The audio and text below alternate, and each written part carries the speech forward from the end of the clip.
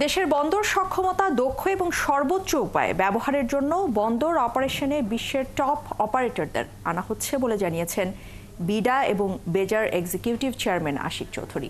বৃহস্পতিবার চট্টগ্রাম বন্দরের অপারেশন কার্যক্রম, লালদিয়ার চর এবং বে টার্মিনাল প্রকল্প ঘুরে দেখার পর গণমাধ্যমে এসব কথা জানিয়েছেন তিনি। চট্টগ্রাম থেকে প্রণবেশ চক্রবর্তীর প্রতিবেদন। সানবিট সব দিবে সামাল। সানবিট ম্যাজিক প্রেস ডিশওয়াশিং এর মাথা ঘোরানো সলিউশন। দেশে বিনিয়োগ বৃদ্ধি ও কর্মসংস্থান বাড়ানোর উদ্যোগের জন্য সবচেয়ে বেশি দরকার বন্দরের কার্যক্রম সম্প্রসারণ ও সক্ষমতা বৃদ্ধি।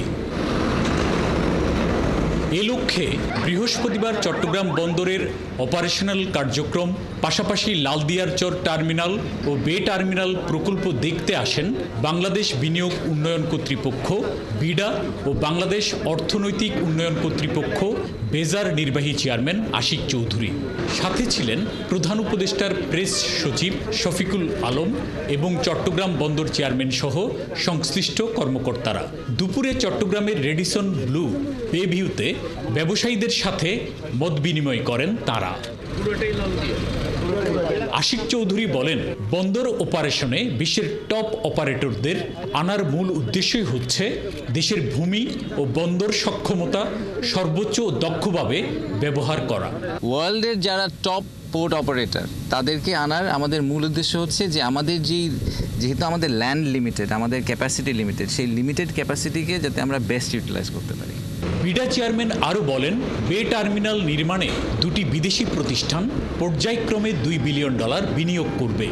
ইকোনমিক ডেভেলপমেন্ট সব গভর্নমেন্টেরই প্রাইমারি এজেন্ডা হওয়া উচিত বাংলাদেশে। তো এই ইকোনমিক ডেভেলপমেন্টের জন্য এই টার্মিনালগুলোকে আমরা যত বেটার, যত এফিশিয়েন্ট, যত ওয়ার্ল্ড ক্লাস করতে পারবো, তত আমাদের ওভারঅল ব্যবসা পরিস্থিতির জন্য অনেক বড় একটা কন্ট্রিবিউশন তারা করতে পারবে।